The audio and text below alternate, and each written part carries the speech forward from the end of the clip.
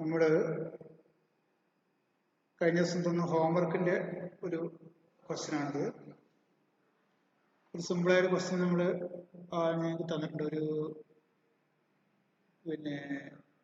Focus ഏരിയയുമായി ബന്ധപ്പെട്ട notes തന്നതിൽ കൂടുതൽ question ഉണ്ട്. ആ ക്വസ്റ്റ്യൻ ആണിത്. അതിൽ പറഞ്ഞ പ്രിപ്പയർ ട്രേഡിംഗ് ആൻഡ് പ്രോബിലിറ്റി കൊണ്ട് ബാലൻസ് ഷീറ്റ് 31 ഡിസംബർ 2020 എന്ന് പറഞ്ഞാൽ ആ ഡേറ്റിന് അവസാനിക്കുന്ന വർഷത്തേക്കുള്ള കണക്ക് തയ്യാറാക്കണം. നമ്മൾ പ്രോബിലിറ്റി കൊണ്ട് എഴുതുമ്പോൾ ഇവിടെ ട്രേഡിംഗ് പ്രോബിലിറ്റി കൊണ്ട് ഫോർ ദി ഇയർ എൻഡ് എന്നിട്ട് എഴുതണം. ഇവിടെ എഴുതിയിട്ടില്ല. അതുപോലെ ബാലൻസ് ഷീറ്റ് ഉണ്ടാകുമ്പോൾ ബാലൻസ് ഷീറ്റ് ആസ് 31 ഡിസംബർ 2020 എന്ന് എഴുതണം. ഇതൊക്കെ നമ്മൾ ഓർത്തിരിക്കേണ്ട കാര്യങ്ങളാണ്. പിന്നെ അടുത്ത സംഭവം വരുന്നത് വെച്ചാല് നമ്മൾ ക്വസ്റ്റ്യൻ കിട്ടിക്കഴിഞ്ഞാൽ നമ്മൾ ആദ്യം നമ്മൾ പറഞ്ഞ ക്വസ്റ്റ്യന്റെ ഘടന എല്ലാ പ്രശ്നം ആവർത്തിക്കാറുണ്ട്. ഡെബിറ്റ് ക്രെഡിറ്റ് 2 കോളങ്ങളുള്ള ഡെബിറ്റിന്റെ താഴെ ഐറ്റംസ് എല്ലാം അസറ്റുകളും എക്സ്പെൻസുകളും ആയിരിക്കും. ക്രെഡിറ്റിന്റെ താഴെ എല്ലാം ഇൻകവും ലാബിലിറ്റി ആയിരിക്കും നമ്മൾ പറഞ്ഞു. ഇവിടെ ക്രെഡിറ്റിലൊക്കെ കുറച്ചുള്ളൂ. Capital, sales, purchase return, bank overdraft ഇതൊക്കെ ലാബിലിറ്റീസ് ആണ്. ക്രെഡിറ്റേഴ്സ് ലാബിലിറ്റി ആണ്. ഡിസ്കൗണ്ട് റിസീവ്ഡ് ഇൻകം ആണ്. ഇൻകം ഫ്രം ഇൻവെസ്റ്റ്മെന്റ് എന്നുള്ള ഇൻകം ആണ്. അത്രയും അതിലുള്ളൂ. അതുപോലെ തന്നെ ഡെബിറ്റിൽ കുറെ എക്സ്പെൻസുകളും അസറ്റുകളും ഉണ്ട്. അപ്പൊ അത് നമുക്ക് ചെയ്യാം. അഡ്ജസ്റ്റ്മെന്റ് ഉള്ളതേ കണ്ടു നോക്കാം. 3 അഡ്ജസ്റ്റ്മെന്റ് ഉള്ളത്. ഒന്ന് closing stock of goods on 30% closing stock. പിന്നെ വേജസ് ഔട്ട്സ്റ്റാൻഡിങ്, റെന്റ്, പ്രീപെയ്ഡ്. ഇത്രയാണ് ഉള്ളത്. പിന്നെ നമുക്കൊരു അഡ്ജസ്റ്റ്മെന്റ് കൂടി വേണമെങ്കിൽ ചേർക്കാം അതില്. അതായത് അത് ഇതെല്ലാം ചെയ്യാം. കഴിഞ്ഞ ദിവസം തന്ന കണക്കാണ്. അപ്പോൾ സിമ്പിൾ ആയിട്ട് ചെയ്യാം. ഒരു ഫോർമാറ്റ് ആദ്യം ട്രേഡിംഗ് അക്കൗണ്ട് ആണ്. Trading account format to open stock, to purchase, to direct expenses. Direct എക്സ്പെൻസിന്റെ അതേ അതാണ് ഇതേണ്ടത്.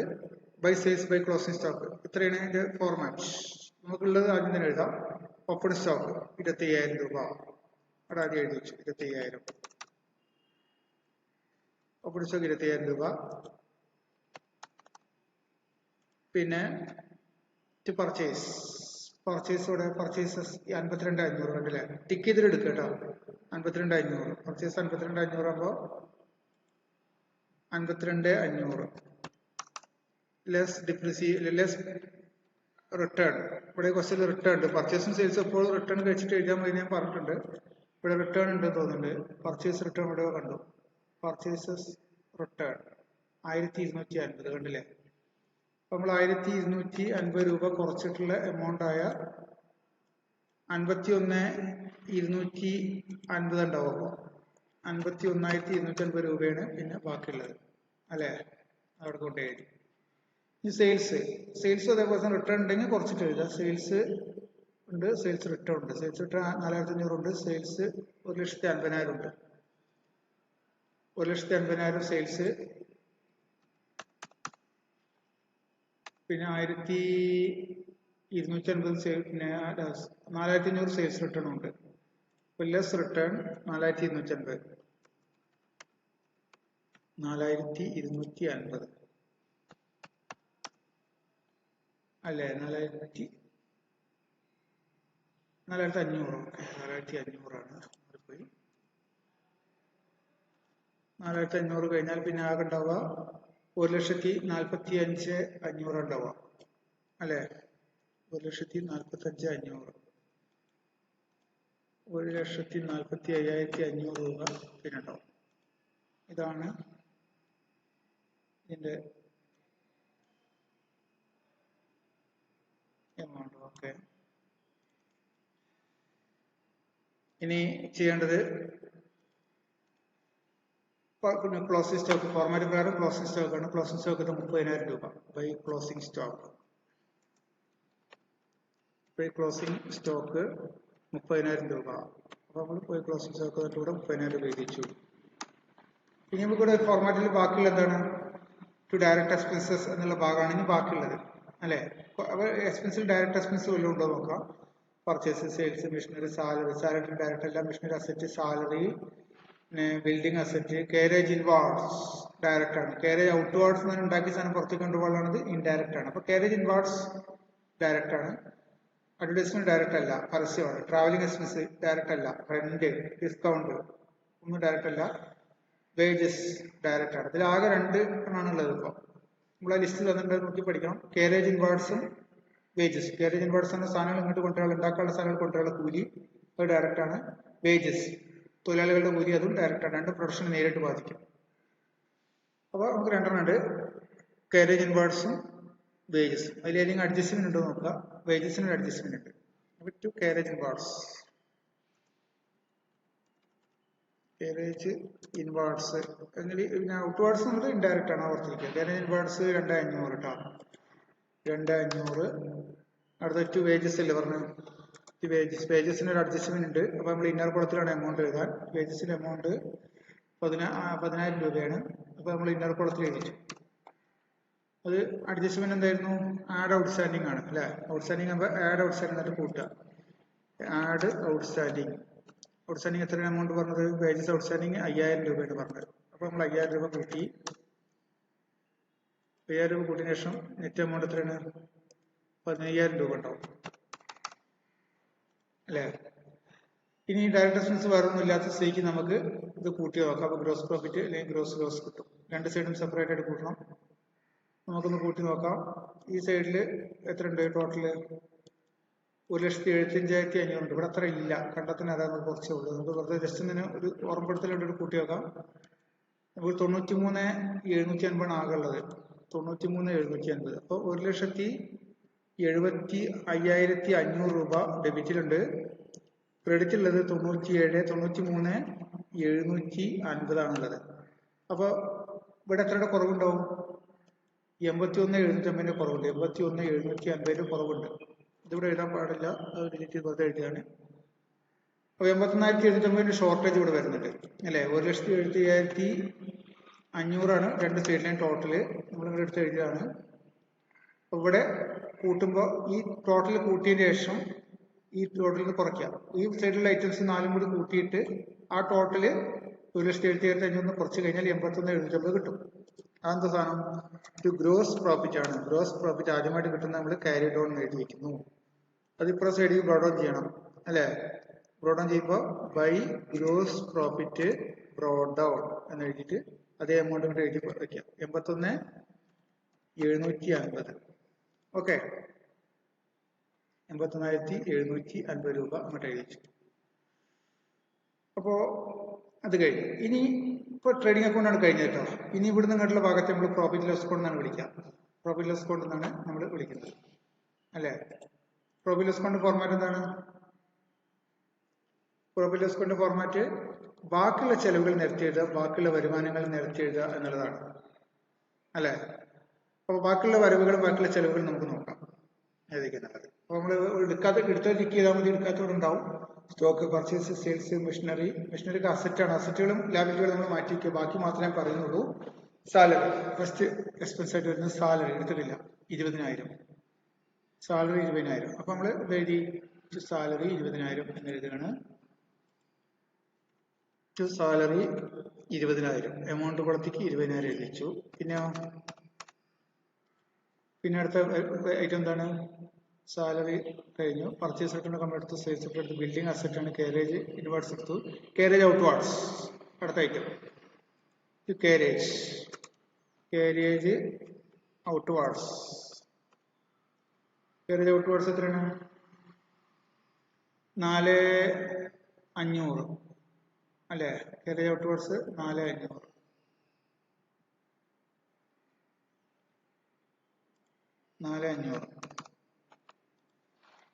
പിന്നെ അടുത്തത് അഡ്വർടൈസ്മെന്റ് 5,600. 5,600 അഡ്വർടൈസ്മെന്റ് ഒരു ചെലവിനെയാണ്. അഡ്വർടൈസ്മെന്റ് 5,600. പിന്നെ ട്രാവലിംഗ് എക്സ്പെൻസ് ആണ് അടുത്ത് പറഞ്ഞത്. ട്രാവലിംഗ് എക്സ്പെൻസ് 4,800 ആണ് തോന്നുന്നുണ്ട്. ട്രാവലിംഗ് എക്സ്പെൻസ് ഇവിടെ കണ്ടു. ട്രാവലിംഗ് എക്സ്പെൻസ് 4,800 കേട്ടില്ലേ. പിന്നെ ഡ്രോയിങ്സ് ക്യാപിറ്റലിന് കുറയ്ക്കാനുള്ളതാണ്. പിന്നെ റെന്റ് 6,500. റെന്റിന് അഡ്ജസ്റ്റ്മെന്റ് ഉണ്ട് കേട്ടോ. 6,500. 1,500 പ്രീപെയ്ഡ് ഉണ്ട്. റെന്റ് 6,500. അപ്പൊ നെറ്റ് കുളത്തിൽ എഴുതിച്ചു ഞാൻ 6,500 1,500 പ്രീപെയ്ഡ് ഉണ്ട്. അപ്പൊ ലെസ് പ്രീപെയ്ഡ് ആണ് പഠിച്ചിരിക്കുക. ലെസ് പ്രീപെയ്ഡ് 1,500 കുറച്ചിട്ട് ബാക്കി എമൗണ്ട് ആണ് നമ്മൾ അങ്ങോട്ട് എഴുതേണ്ടത്, പുറത്തേക്ക് എഴുതി വയ്ക്കേണ്ടത് അല്ലേ. അതായത് 5,000 രൂപ ഉണ്ടാവും. നമ്മളങ്ങോട്ട് എഴുതി വയ്ക്കാം. ഓക്കെ, ഇത്രയാണ് അതിൽ വരുന്നത്. പിന്നെ താങ്കളുള്ളത് പറഞ്ഞു റെന്റ് എഴുതി പ്രിപ്പയർഡ് കുറച്ചു. പിന്നെ ഡിസ്കൗണ്ട് അലൗഡ് 3200. അടുത്ത ചിലവാണ്, ഡിസ്കൗണ്ട് കൊടുത്തു ചിലവാണ്. To discount allowed 3200. അല്ല, ഡിസ്കൗണ്ട് 3200. ഡിസ്കൗണ്ട് കൊടുത്തത് 3200. ഡിസ്കൗണ്ട് കിട്ടിയത് വരുമാനമാവും. അത് ചിലവാണ്, കൊടുത്തത് ചിലവ്. ഇത് അലൗഡ് ആണ് എന്നുള്ള ഓക്കെ. ഡിസ്കൗണ്ട് അലൗഡ് ആണ്. കിട്ടിയതാണെങ്കിൽ വരുമാനത്തിൽ എഴുതും നമ്മൾ. അപ്പോൾ അടുത്ത ഐറ്റം ഡിസ്കൗണ്ട് അലൗഡ് കഴിഞ്ഞ് ബാങ്ക് ഓവർ ഡ്രാഫ്റ്റ് ലാബിലിറ്റിയാണ്, ക്രെഡിറ്റേഴ്സ് ലാബിലിറ്റിയാണ്, വേജസ് എടുത്തു, ഡിസ്കൗണ്ട് റിസീവ്ഡ് ഇൻകം ആണ് അല്ലേ. അപ്പോൾ നമ്മൾ ഇൻകത്തിന് അവിടെ കൊണ്ടെഴുതാം. ഡിസ്കൗണ്ട്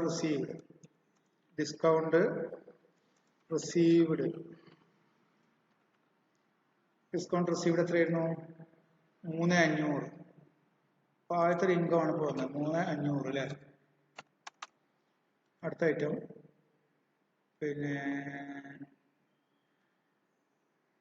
3500 കഴിഞ്ഞു. Discount bank overdraft liability, creditors liability, wages എടുത്തു, ഡിസ്കൗണ്ട് എടുത്തു, debtors asset, cash asset, income from investment 5600 ഒരു ഇൻകമാണ്. ഇൻകം ഫ്രം ഇൻവെസ്റ്റ്മെന്റ് 5600 ഒരു ഇൻകമാണ്. ബൈ ഇൻകം ഫ്രം ഇൻവെസ്റ്റ്മെന്റ് 5600 അതൊരു ഇൻകമാണ്. Income from investment. ഇപ്പോൾ പ്രോഫിറ്റ് ലോസ് അക്കൗണ്ട് പ്രകാരം അല്ല, ട്രയൽ ബാലൻസ് പ്രകാരമുള്ള വരവ് ചെലവുകൾ നമ്മൾ എടുത്തു കഴിഞ്ഞു. ഇനി ടിക്ക് വരാത്തതെല്ലാം നിങ്ങൾ ക്വസ്റ്റ്യൻ കയ്യിൽ വെച്ചിട്ടാണ് ചെയ്യാൻ കേട്ടോ. ടിക്ക് വരാത്തതെല്ലാം വരവുകളും ചെലവുകളും എല്ലാം അസറ്റുകളും ലാബിലിറ്റികളും മാത്രമാണ്. ബാക്കിയെല്ലാം നമ്മൾ എടുത്തു കഴിഞ്ഞു. ഇനി എല്ലാ അഡ്ജസ്റ്റ്മെന്റുകളും എടുത്തില്ലേ എന്ന് ഉറപ്പ് വരുത്താൻ പോവാണ്. സ്റ്റോക്ക് എടുത്തു, വേജസ് ഔട്ട്സ്റ്റാൻഡിംഗ് എടുത്തു, റെന്റ് പ്രീപെയ്ഡ് എടുത്തു അല്ലേ. നമ്മൾ എടുത്തു കഴിഞ്ഞു. റെന്റ് ലെസ് പ്രീപെയ്ഡ് എടുത്തു കഴിഞ്ഞു. ഇനി പ്രത്യേകിച്ച് നിർക്കാനില്ലെങ്കിൽ നമ്മൾ എന്ത് ചെയ്യുക, കൂട്ടാൻ പോവാണ്. രണ്ട് സൈഡ് സെപ്പറേറ്റ് ആയിട്ട് കൂട്ടുക. ഏത് സൈഡും കൂടുതൽ വരാം. ഇവിടെ 90 750 ഉണ്ട്. ഇവിടെ അത്ര ഇല്ല തോന്നുന്നുണ്ട്.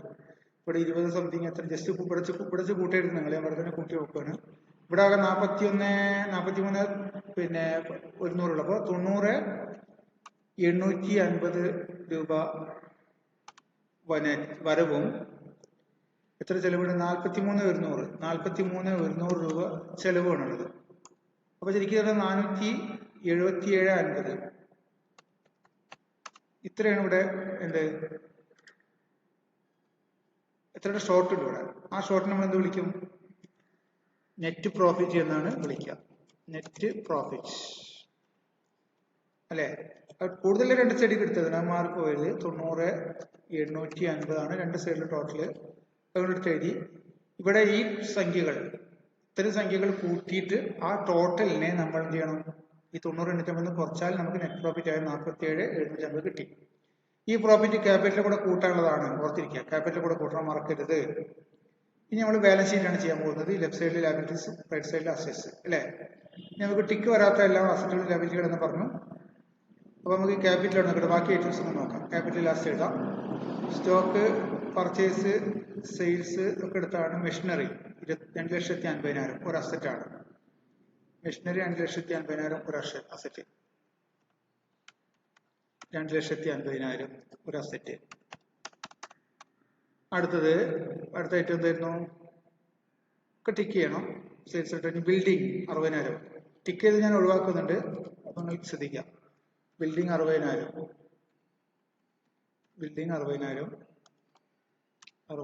രൂപ ബിൽഡിംഗ് അവിടെ എഴുതി. ഇനി അടുത്ത ഐറ്റം ഏതൊക്കെ എടുത്താണ്? അഡ്വർടൈസ്മെന്റ് എടുത്താണ്. ഡ്രോയിങ്സ് എടുക്കാത്ത മാത്രമേ പറഞ്ഞു.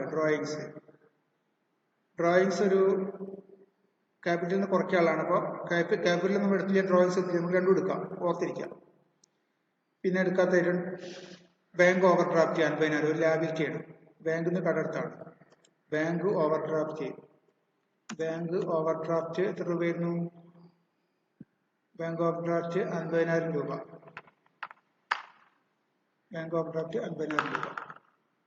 അപ്പോ അതെടുത്തു. പിന്നെ അടുത്തത് ബാങ്ക് ഓവർ ഡ്രാഫ്റ്റ് കഴിഞ്ഞാൽ പിന്നെ ക്രെഡിറ്റേഴ്സ് ആണ് അടുത്ത ഐറ്റം. ഫസ്റ്റ് അല്ലേ, ക്രെഡിറ്റേഴ്സ് ഒരു പിന്നെ ലാബിലിറ്റിയാണ്. ക്രെഡിറ്റേഴ്സ് എത്ര രൂപ? ക്രെഡിറ്റേഴ്സ് 21,750 ആണ്.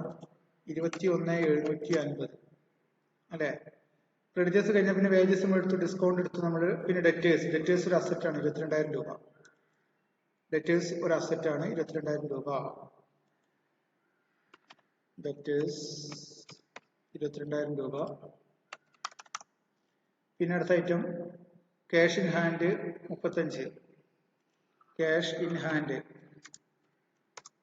ക്രമത്തിലാണ് ഞാൻ വായിക്കുന്നത്, നിങ്ങൾ ക്വസ്റ്റ്യൻ നോക്കുക. 32,000 രൂപ ക്യാഷ് ഇൻ ഹാൻഡ് ഉണ്ട്. പിന്നെ തൊട്ട് താഴെ തന്നെ ക്യാഷ് അറ്റ് ബാങ്ക് 70,000 രൂപ. ക്യാഷ് അറ്റ് ബാങ്ക് 70,000 രൂപ. ക്യാഷ് അറ്റ് ബാങ്ക് 70,000 രൂപ. പിന്നെ ഇൻകം ഫ്രം ഇൻവെസ്റ്റ്മെന്റ് എടുത്തു. അടുത്ത് ഇൻവെസ്റ്റ്മെന്റ് 56,000 രൂപ. ഇൻവെസ്റ്റ്മെന്റ് ഒരു അസറ്റാണ് കേട്ടോ, നിക്ഷേപം ഒരു അസറ്റാണ്. ഇൻവെസ്റ്റ്മെന്റ് പിന്നെ 70,000 56,000 രൂപ. ഇൻവെസ്റ്റ്മെന്റ് 56,000 രൂപ. പിന്നെ ഇത്രയേ ഉള്ളൂ ഇല്ലേ? ബാക്കിയെല്ലാം നമ്മൾ എടുത്തു കഴിഞ്ഞില്ലേ? ടിക്ക് വന്നു കഴിഞ്ഞു. ഇനിയിപ്പോൾ എടുക്കാൻ ബാക്കിയുള്ളത് ക്യാപിറ്റൽ ഉണ്ട്, ഡ്രോയിങ്സ് ഉണ്ട്, മറക്കണ്ട. അപ്പോൾ നമ്മളിവിടെ ക്യാപിറ്റൽ എഴുതാൻ പോവാണ്. ക്യാപിറ്റൽ മറക്കാൻ പാടില്ല. ക്യാപിറ്റൽ എമൗണ്ട് 4,50,000 ആണ്. ഇന്നർ കോളത്തിൽ എഴുതി വെച്ചു 4,50,000.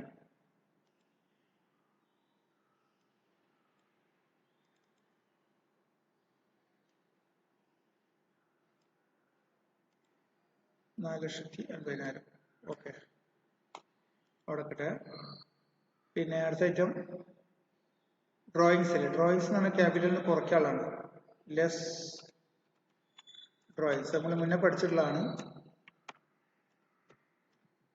ഡ്രോയിങ്സ് എത്ര രൂപയിൽ നിന്ന് കുറയ്ക്കാണ്ടായിരുന്നത്?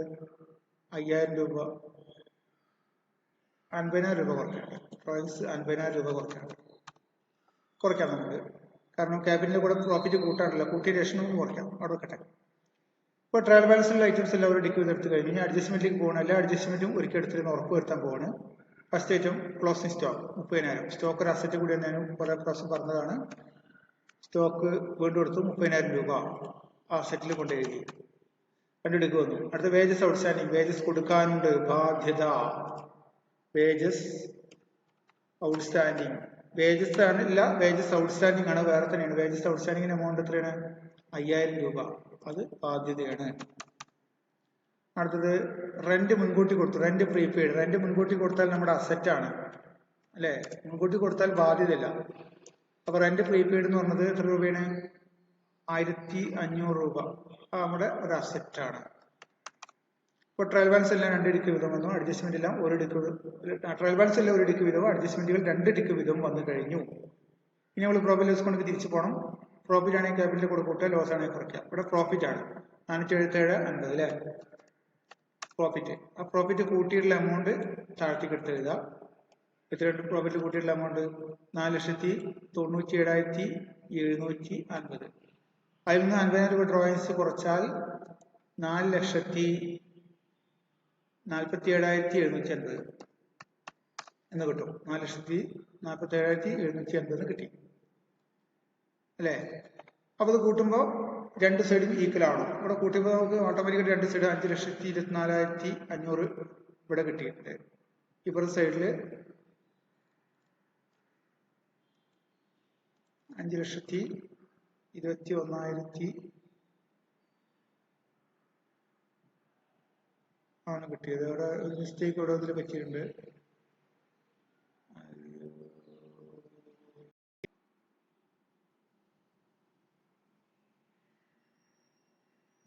അപ്പൊ നമ്മള് അവസാനിപ്പിക്കാൻ പോവാണ്. ഇതില് ആൻസറിലേക്ക് എത്തിയിട്ടുണ്ട്. ഇവിടെ ക്യാഷ് ഇൻ ഹാൻഡ് ഞാൻ 32 ഉള്ളത് 35 32 അടിച്ചു. 4 മിസ്റ്റേക്ക് അവിടെ വന്നതുകൊണ്ടാണ് പ്രശ്നം പറ്റിയത്. ബാക്കിയെല്ലാം ഈക്വൽ ആണ്. ഇപ്പോൾ രണ്ട് സൈഡ് ഈക്വൽ ആയിട്ടുണ്ട്. ഓക്കെ, അപ്പോൾ നിങ്ങൾ ചെയ്തതൊന്ന് ശ്രദ്ധിച്ച് നോക്കുക. എന്തെങ്കിലും സംശയങ്ങളുണ്ടെങ്കിൽ നിങ്ങൾ ചോദിക്കുകയും ചെയ്യാം. നമുക്ക് വീണ്ടും കാണാം. ഓക്കെ.